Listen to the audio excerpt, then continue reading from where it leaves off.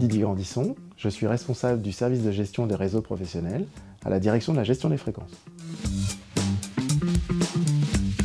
Alors les réseaux professionnels, ce sont des réseaux qui permettent d'établir des communications sans fil entre utilisateurs à l'aide de terminaux, comme par exemple des talkie-walkie. Ces réseaux permettent aussi d'établir de la transmission de données entre différents sites. Ils sont très utilisés encore en France, et ce sont des réseaux qui sont anciens. Il y en a à peu près 25 000 autorisés aujourd'hui.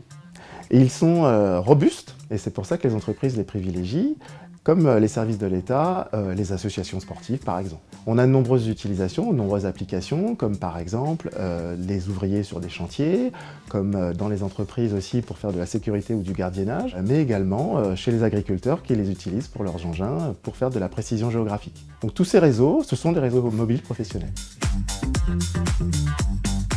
Les réseaux professionnels mettent en œuvre des fréquences, et ces fréquences, elles appartiennent au domaine public de l'État. À ce titre, l'ARCEP, l'Autorité de régulation des communications électroniques et des postes, est gestionnaire, on dira affectataire, de ces fréquences. Et donc l'ARCEP délivre des autorisations à chaque utilisateur. Afin de pouvoir faire ce travail, l'Agence nationale des fréquences, le SGRP, va prendre la main pour gérer les dossiers et identifier les fréquences qui seront communiquées à chaque utilisateur. Le service comporte 20 personnes, dont c'est la mission au quotidien, et il délivre 1000 autorisations par an, notamment.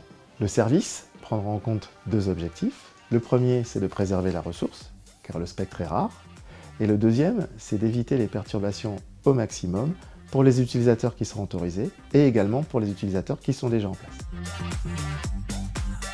Les grands événements, c'est une part importante de l'activité du service. Toujours pour le compte de l'ARCEP, nous allons procéder à l'attribution de fréquences et la délivrance d'autorisations temporaires, qui vont correspondre à la durée de l'événement. Ces grands événements, ils peuvent être de portée internationale, comme par exemple les Jeux Olympiques, pour lesquels on a déjà traité un peu plus de 20 000 demandes, ou la Coupe du Monde de rugby en 2023, ou le Tour de France, par exemple. On a aussi des événements de plus petite ampleur, comme par exemple des courses cyclistes locales, ou des commémorations, des festivals. Que l'événement soit petit ou grand, il nécessite en tout cas l'utilisation de fréquences, et donc le service de gestion est là pour pouvoir les accorder.